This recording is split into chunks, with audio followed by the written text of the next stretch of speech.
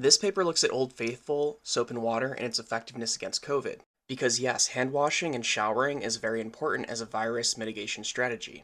And before you get things all twisted, let's do a little reminder. The World Health Organization updated the terminology for viral transmission with the puff cloud-based model. This means that when we cough, sneeze, talk, sing, etc., that we're expelling particles from our mouth that are both heavy particles and light particles, some that will settle on surfaces, some that will aerosolize into the air. And as we've shown in many paper reviews now, fomite transmission does occur. It just occurs at a lower rate than does aerosol transmission. But just because it's not as frequent as aerosol transmission doesn't mean it's not important, which means still taking mitigation measures against it. This includes frequent showering if possible, frequent hand washing, using hand sanitizer. These should all be a part of your daily praxis. So let's dive into this paper on hand washing with soap and water for preventing COVID infection. So as I mentioned before, we have an infected individual that can expel light particles, aerosolized particles, or heavy particles, droplet particles. At this point, we all are familiar with the smoke analogy of how COVID can linger in the air for long periods of time, but along the way we've forgotten about droplet transmission. Places where droplet transmission can occur are on shopping carts, at public use laundromats, using toilets, handling change, using common use devices like keyboards and remotes, and then touching things on public transit like handrails, seating, and even the buttons. And then, so you as a susceptible individual would be touching these things that have droplets on them, and then touching your mucous membranes, which primarily include your nose, your mouth, and your eyes.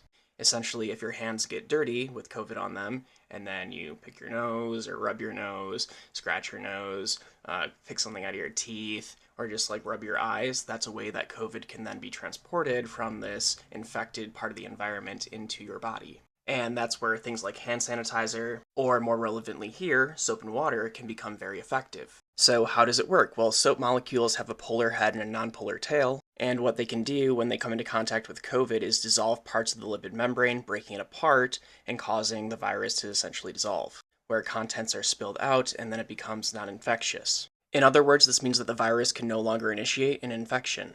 Some of the things to consider when selecting a hand soap is the pH of the soap formula. The natural pH of the skin is typically between 4 and 6, so ideally you want to select a hand wash that is in that range, where some of the ingredients you might want to look for in the back of your bottles or on the labeling of your solid bar soaps is going to include things like benzalkonium chloride, chlorhexidine, and chloroxylenol, or alternatively salicylic acid. Here's an example of a dish soap that has the chloroxylenol, where these types of ingredients will inactivate COVID within about a minute. But it's also important to note that the whole hand washing process is also important. So first you need the lathering time, getting the soap in your hands and making it sudsy. Then you need the contact time. Typically that's around 20 to 30 seconds is considered good, but maybe waiting up to 60 seconds. Followed by the rinsing time, which again would be the 20-30 seconds that it would take you to rinse all of that soap off of your hands. Additionally, it's important to note that the water temperature should not contribute to COVID inactivation, and this is largely because the water would have to be much hotter than our bodies can tolerate.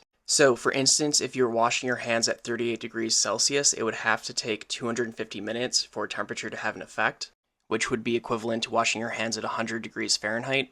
And if you decided to go even hotter than that for a shorter period of time, even at 55 degrees Celsius, you'd have to wash your hands for 6.3 minutes to inactivate COVID about 90%, which would be the equivalent of washing our hands at 131 degrees Fahrenheit, which is high enough to cause second-degree burns on skin after 30 seconds.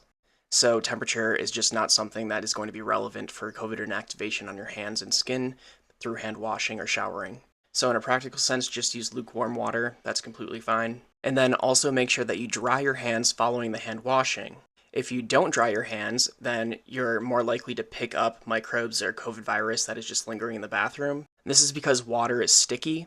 So for instance, if you wash your hands, didn't dry them, went over to the door and twisted the knob, you'd be picking up whatever is on that knob, so make sure you dry your hands. And the authors also found that pat drying your hands, so patting the surface of the skin rather than rubbing it, can contribute to the removal of any virus or bacteria that's on your hands that wasn't removed with the hand washing procedure. Another interesting tidbit is that for hand sanitizers, they're not as effective when your hands are visibly dirty or greasy. So if you're going to use hand sanitizers and your hands are greasy or dirty, then wash them off with soap and water and then use the hand sanitizer following that. And if soap and water is not available, use an alcohol-based hand sanitizer that contains at least 60% alcohol. I personally like using the hand sanitizer with aloe so that my hands don't dry out. And when using the hand sanitizer, rub until it's completely dry.